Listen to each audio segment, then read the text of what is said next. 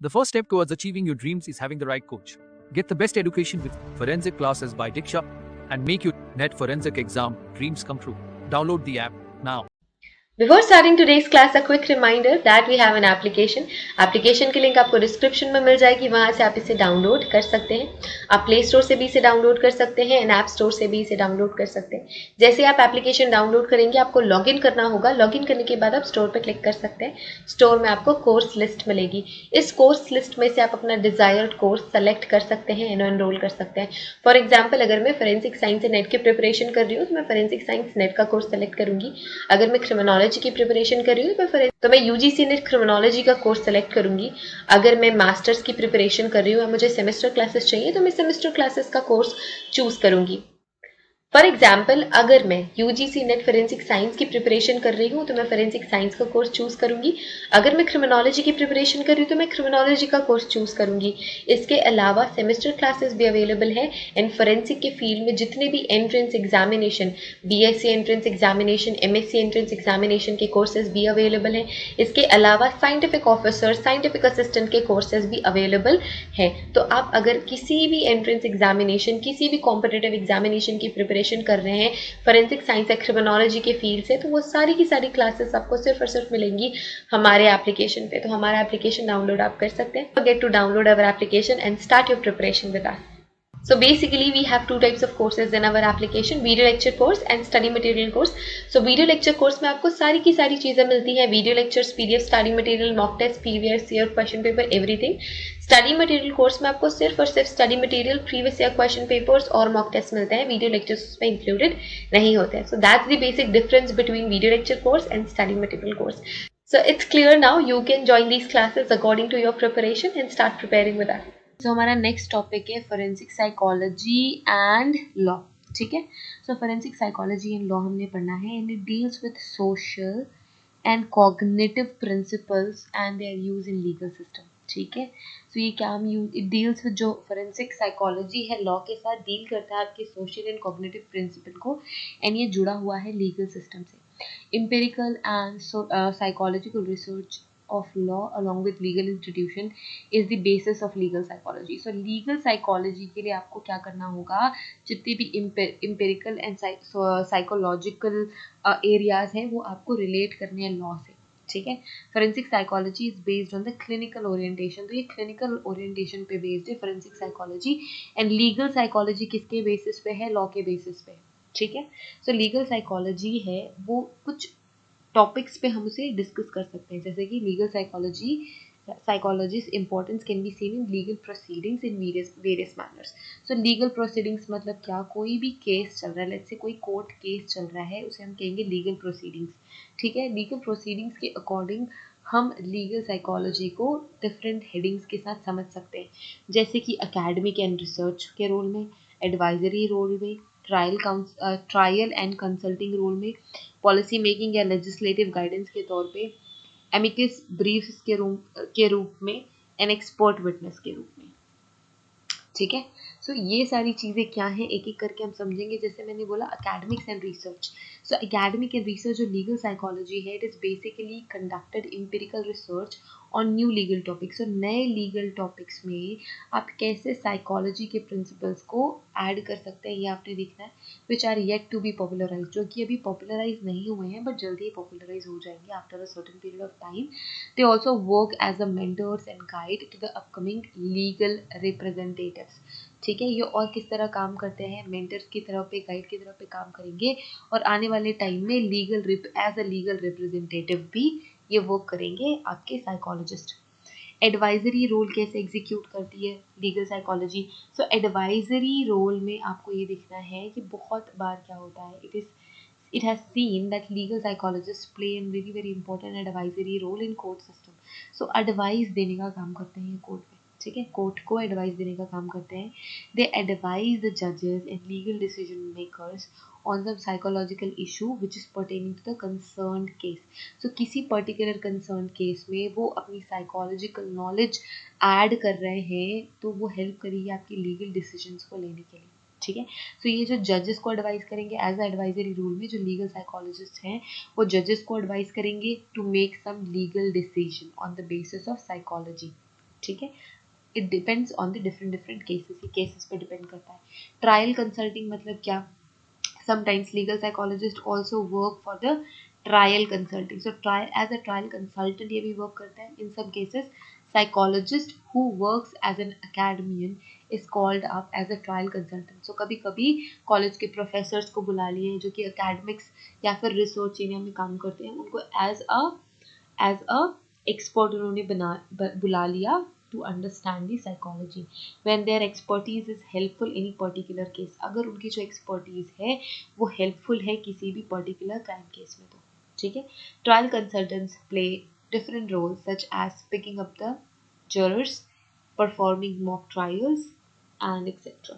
तो ये सारी चीज़ें जो ट्रायल कंसल्टेंट है वो ये सारी चीज़ें परफॉर्म करते हैं जो कि हेल्प करता है हमें फर्दर अंडरस्टैंडिंग के लिए, ठीक है। Policy making and legislative guidance, तो कोई पॉलिसी बनने वाली है तो उसमें गाइड करना पॉलिसी मेकिंग कहलाएगा, लेजिस्लेटिव गाइडेंस ये देते हैं, ठीक है। सो legal psychologist works in the on the basis of empirical research, and many a time there is the need of establish some policies based on the empirical research. That's why there are the times of crisis when they help the state and national lawmakers. So law अगर बनना है, कोई नया law बनना है, so psychologist उसमें हमारी help कर सकते हैं, ठीक है। किसी भी तरीके के लीगल गाइडेंस के लिए लीगल साइकोलॉजिस्ट हमारी मदद करते हैं। अब अगर हम कुछ इंपॉर्टेंट लॉज देखें रिलेटेड टू साइकोलॉजी तो वो है सेक्शन 4 आईपीसी, एक एक्ट आता है mental health act 1987 and the lunatic act 1912, ठीक है। ये सारे के सारे एक्ट्स हैं रिलेटेड है सेक्शन एंड एक्ट रिलेटेड है आपकी साइकोलॉजी से। सो सेक्शन 84 हमने ऑलरेडी पढ़ा हुआ है। सेक्शन 84 क्या कहता है, so according to this act, ये आईपीसी का एक्ट है, इंडियन पिनल कोड का एक्ट है। So according to this act, if a person has committed an offense because of unsoundness of mind, so उसका mind unsound है and that person does not understand the nature of his or act, और उसके act के nature को वो समझ नहीं सकता है और समझता नहीं है। he does not realize that he is doing wrong in any and or contrary to law, contrary to law मतलब क्या, law के against, against the लॉ। तो जो उसने एक्ट किया है उसे वो पता नहीं है कि ये इलीगल है, गलत है या लॉ के अगेंस्ट है, एंड जब उसे पता नहीं है वो अंडरस्टैंड नहीं करता because of unsoundness of mind, दिमाग सही नहीं है, he is not able to understand everything, और उसके बाद अगर वो क्राइम करता है तो that is not an offence, ठीक है, उसे हम ऑफेंस नहीं कहेंगे, ठीक। नेक्स्ट है द ल्यूनाटिक एक्ट 1912। ल्यूनाटिक एक्ट 1912 में क्या है, it is a consolidated and amended law which is related to lunacy. So ये amended law भी है, consolidated law भी है जो कि lunacy से related है। lunacy हम in general बोले तो पागलपन हम कह सकते हैं। There are certain definition used in the act which is really very important, and here you go. Asylum क्या है, an asylum or mental hospital for lunatics established or licensed by the central government or by the state government is known as asylum.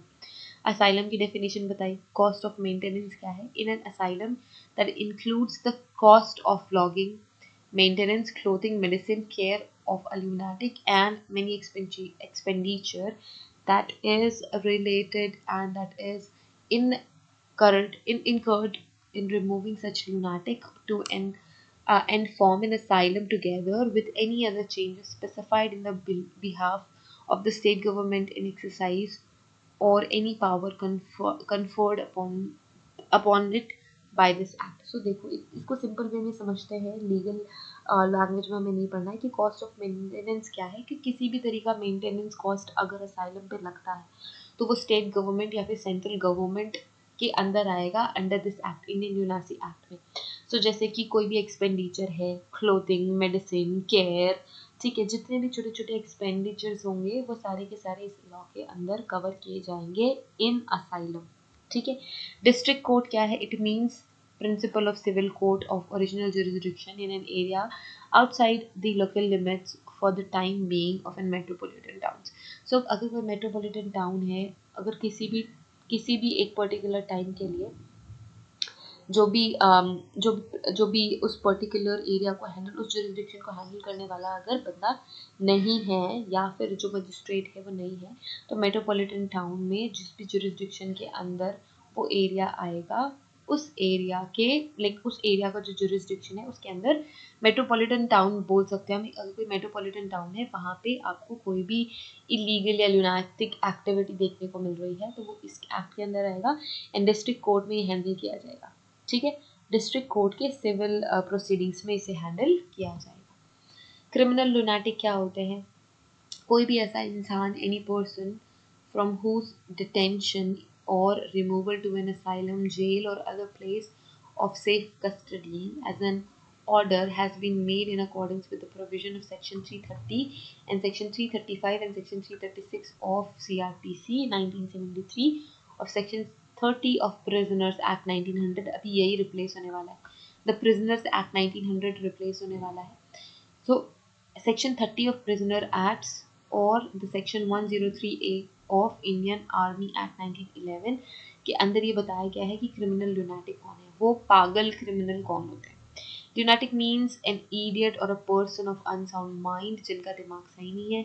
Magistrate कौन होता है? Metropolitan magistrate, district magistrate या sub divisional magistrate को हमने magistrate कहा है।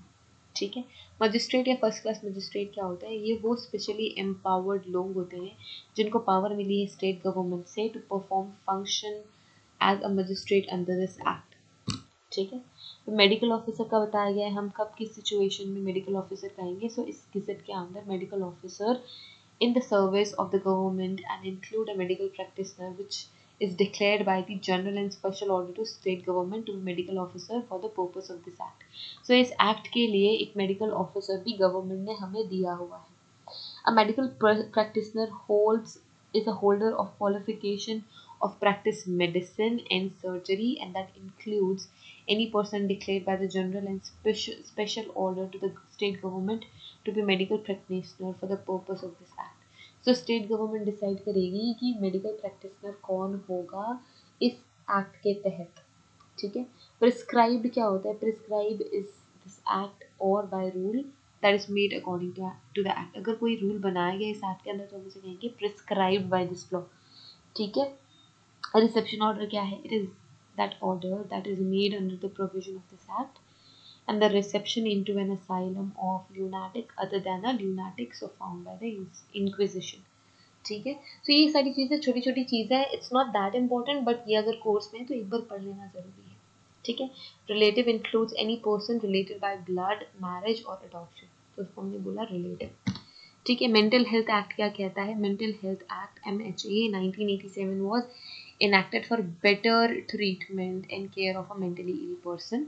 The act is made provisions with respect to management of property and affairs of mentally ill person।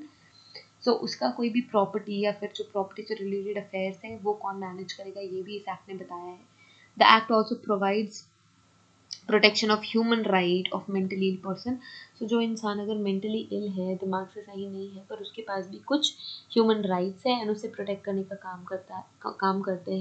काम जो करते हैं वो है मेंटल हेल्थ एक्ट 1987 के अंदर आएगा।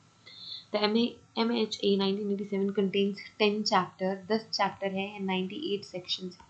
ठीक है, इनका मेजर काम यही है कि बेटर ट्रीटमेंट हो सके मेंटली इल पर्सन का, बेटर ट्रीटमेंट के साथ साथ ही हम उसका क्या कर सके, ह्यूमन राइट्स भी सेव कर सके, ह्यूमन राइट्स भी बचा सके।